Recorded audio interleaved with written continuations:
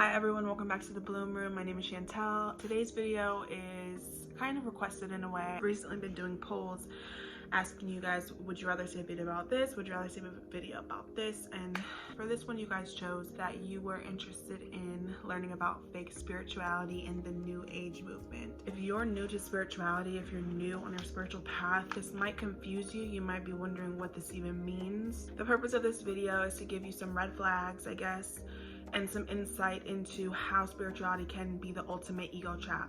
So when I say New Age movement, it's like a term that was kind of like became super popular in the 70s and 80s, and is deeply rooted in a lot of ancient esoteric wisdom. When I say New Age movement, it's not a bad stigma, it's not a bad description. It's just kind of a way to describe spirituality. It's like a belief in a holistic form of divinity. It's a belief in a oneness and a spiritual authority of the self.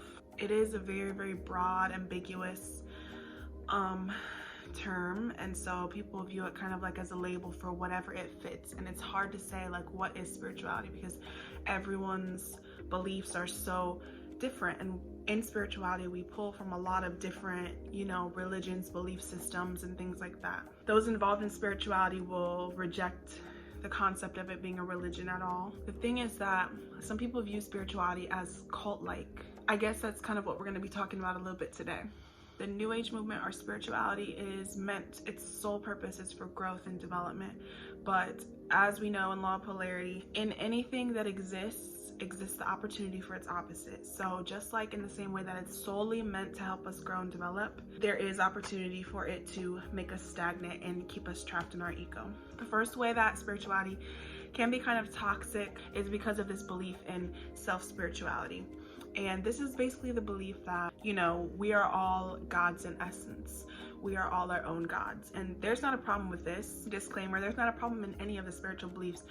But when it becomes toxic is when it's taken too far and taken out of context. And so when we're dealing with self-spirituality and belief, like we are our own gods, when it is rooted in the ego and there is not like a rooted belief in a higher power, in the source, creator, God, the universe, whatever you want to call it, when we ignore the existence of a higher power and believe that we ultimately are the end-all be-all in our universe, it makes us develop kind of like a narcissism and to have this superiority complex. It can also give us like this imposter syndrome. If you don't know what imposter syndrome is, I'll put the definition here. But it can give us this imposter syndrome and the fact of like, we're supposed to have all the answers, we're supposed to have it all together, we are our own gods.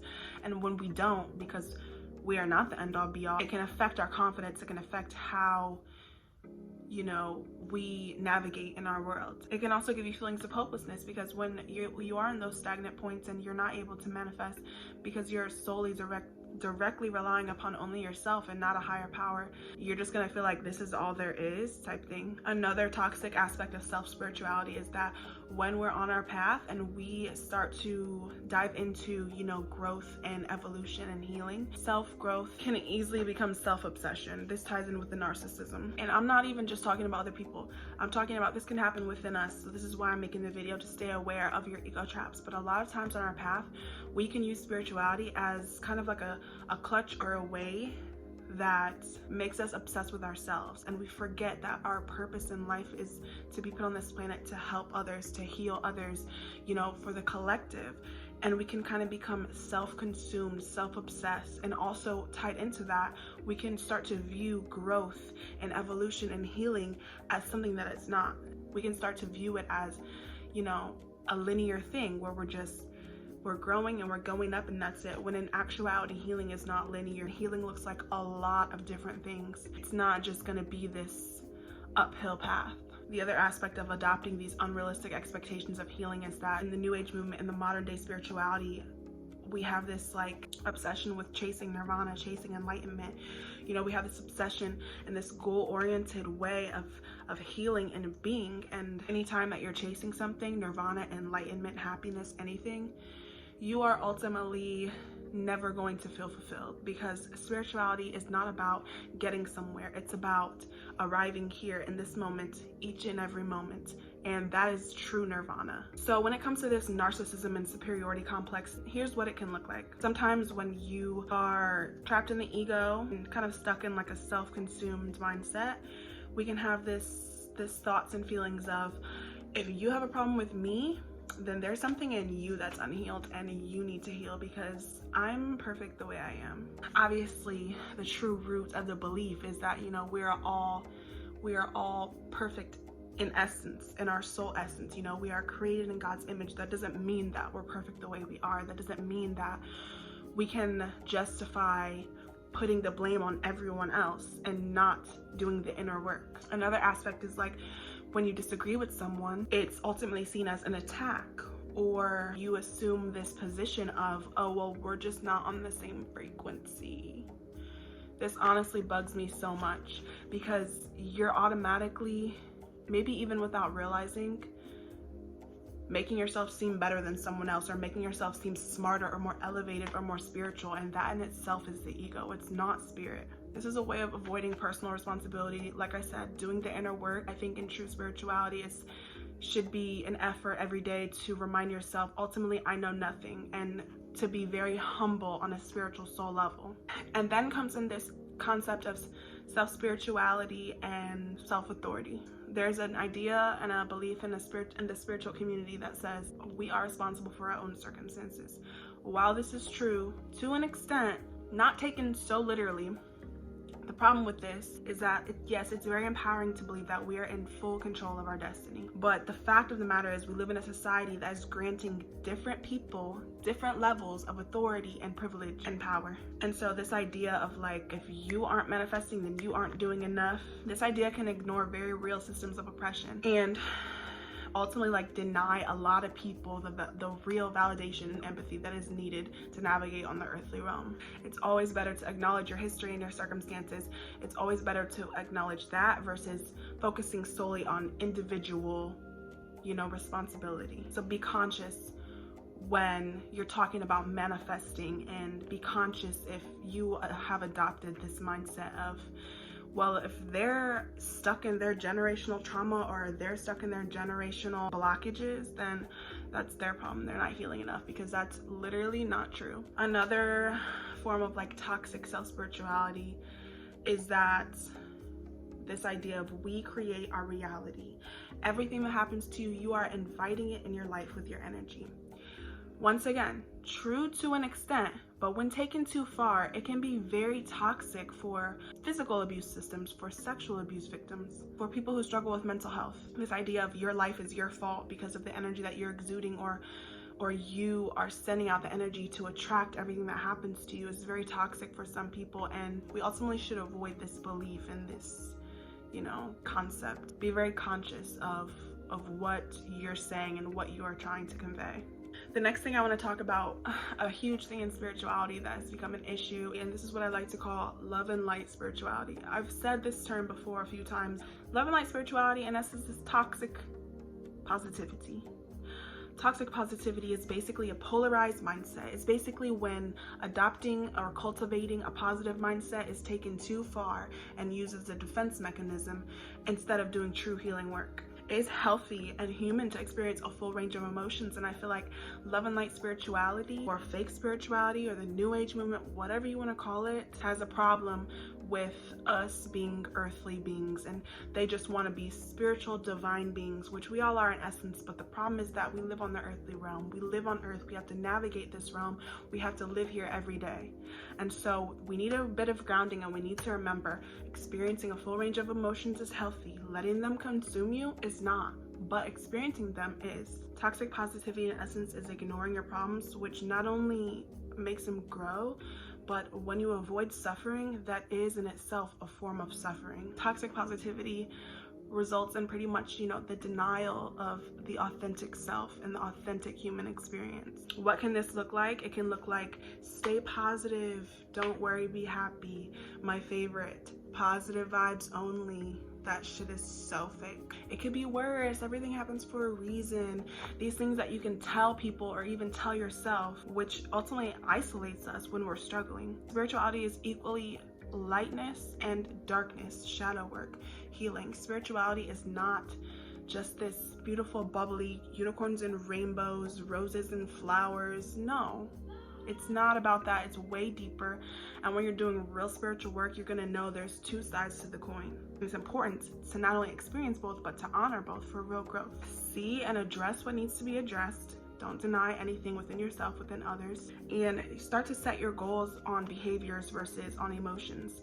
Instead of, like I said, seeking happiness, seeking nirvana, don't base your goals on things like that, but base your goals on the behaviors that are ultimately going to take you there. One of the hugest parts of toxic positivity in the spiritual community is these ideas of, if it doesn't bring you joy, then cut it out. Let it go. Or if someone hurts you, they are toxic. If someone disagrees with you, they are toxic. Ultimately, anything that is uncomfortable for you is toxic. This is just such a hard no. Such a hard no. Triggers are necessary for growth. And this is not to say that toxic people don't exist. Obviously, toxic people exist.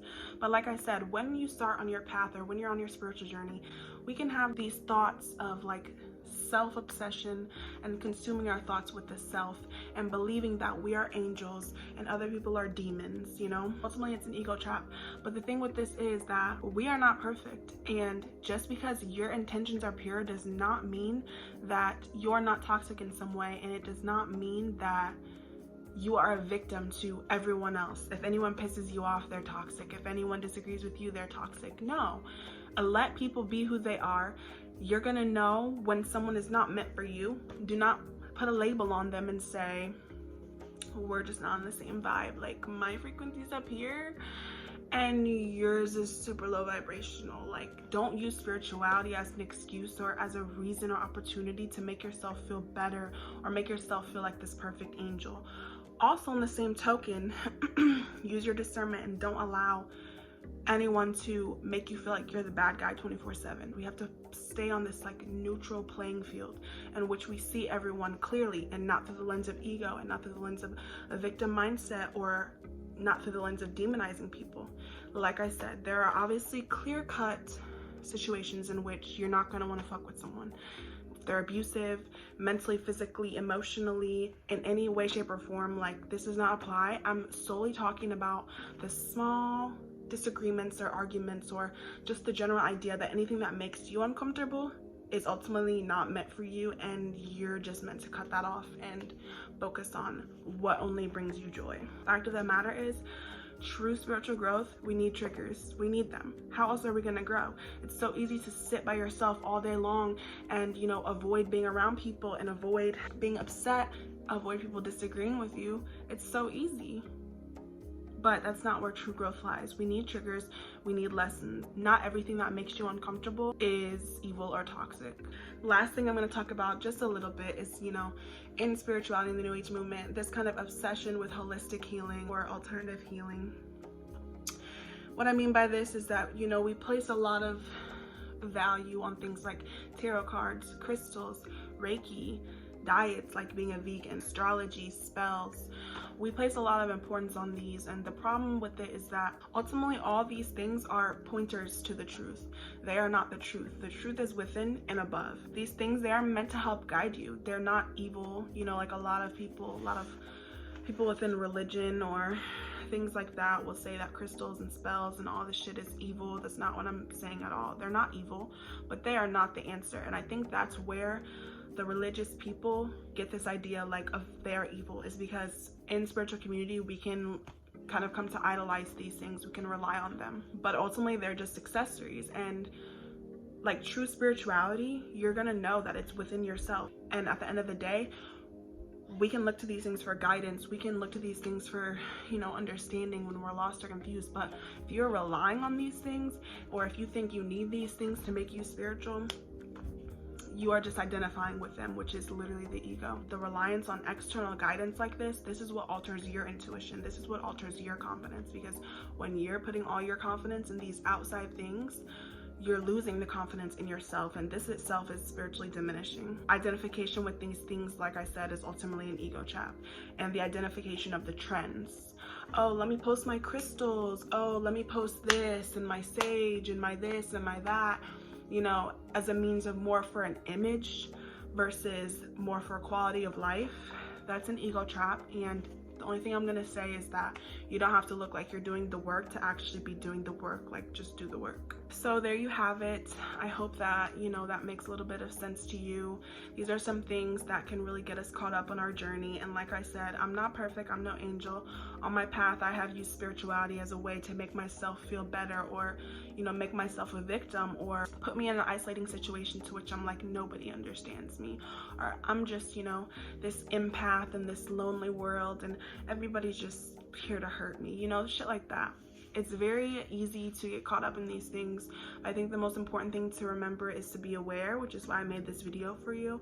Be aware of when you're doing it. This is not like a beware of other people, like that's literally the ego, but beware of when you're doing it, when you're holding up these ideas and, you know, playing them out in your life. Just kind of a reminder to stay rooted in true spirituality and true inner work, which has nothing to do with building yourself up or tearing yourself down. It's about just being and staying neutral, like I said. And the search and the path of enlightenment is a long and winding road. It's like certainly a journey, and that's not to say that you shouldn't seek, you know, spiritual growth.